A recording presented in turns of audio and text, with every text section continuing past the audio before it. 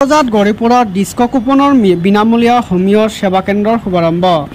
গৌৰীপুৰ চহৰত আজি অনুষ্ঠিত হয় ডিস্কো কুপন সামাজিক সন্থাৰ উদ্যোগত স্থাপিত বিনামূলীয়া হোমিঅ চিকিৎসা সেৱা কেন্দ্ৰৰ শুভাৰম্ভ অনুষ্ঠান। গৌৰীপুৰ জৈন পৰিয়ালৰ জ্যেষ্ঠ সদস্যা সোহিনী দেৱী জৈনে নৱনিৰ্মিত ভৱনৰ দ্বাৰ উন্মোচন কৰে।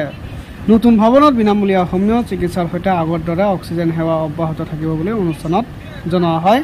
সন্থাখনৰ সদস্যসকলে জনায় যে এই কেন্দ্ৰই স্থানীয় জনগণক স্বাস্থ্যমূলক সেৱা প্ৰদানত এক গুৰুত্বপূৰ্ণ ভূমিকা গ্ৰহণ কৰিব। উল্লেখযোগ্য যে 1982 চনত স্থাপিত ডিস্কো কুপন সামাজিক সন্থাই 1992 চনৰ পৰা বিনামূলীয়া হোমিঅ চিকিৎসা, এম্বুলেন্স আৰু অক্সিজেন সেৱা অব্যাহত ৰাখি আহিছে। 1982 পৰা আৰম্ভ হৈছে আমাৰ ডিস্কো কুপন। এতিয়া এটা পিকচাৰ আছিল ডিস্কো 82, তাত এটা গান আছিল ডিস্কো 82 খুব ফেমাছ আছিল।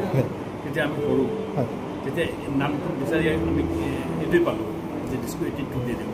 এতিয়াৰ পৰা এইটো চলি আছে আমাৰ। আৰু তাৰপিছত আমি কিছু ছ'চিয়েল কাম আদি কৰিলোঁ।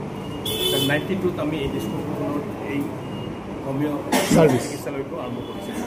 কি চাৰ্ভিছ দি আছে এতিয়া বৰ্তমানে আপোনালোকে? হোমিঅ চাৰ্ভিছ আছে, আমাৰ অক্সিজেন আছে। এতিয়া নতুনকৈ বনোৱা হ'ল এইটো। ওপৰত আমাৰ ৰুমো আছে 3টা। তাত যিটো ইনকাম হ'ব এই ইনকাম দি আমি এইটো কাম চলাই থাকোঁ। আপোনালোকেতো গৌৰীপুৰৰ বহুত কিবা কিবি কৰিলে, যেনেকুৱা চিলাৰাই পাৰ্কেই হওক, জ্যোতিপ্ৰসাদ আগৰৱালৰ ষ্টেচুৱেই হওক। এইবিলাক কৰিবৰ কাৰণে কি কৰিলে আৰু এইবিলাক কৰিবৰ কাৰণে ইনস্পিৰেশ্যন ক'ৰ পৰা পালে? না, গৌৰীপুৰ হ'ল আমাৰ মা। মাৰ কাৰণে ইমানেই কৰা যায়, ইমানেই কৰোঁ। মাক পুৰা ৰাস্তা ঘাট বনালোঁ আমি, চিলাৰাই পাৰ্ক বনোৱা হ'ল, শ্মশানত বহাৰ ঠাই বনোৱা হ'ল, গৌৰীপুৰৰ ৰাস্তা ঘাট বনোৱা হ'ল, গণেশ মন্দিৰ বনোৱা হ'ল,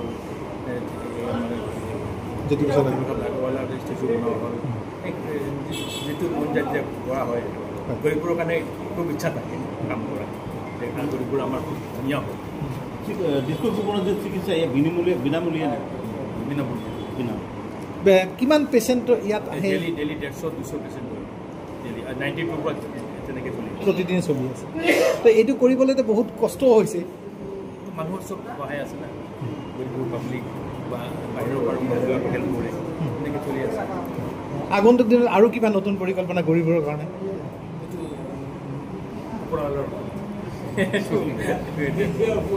কিন্তু মন যায় গৌৰীপুৰৰ কাৰণে বহুত কৰিব। Thank U.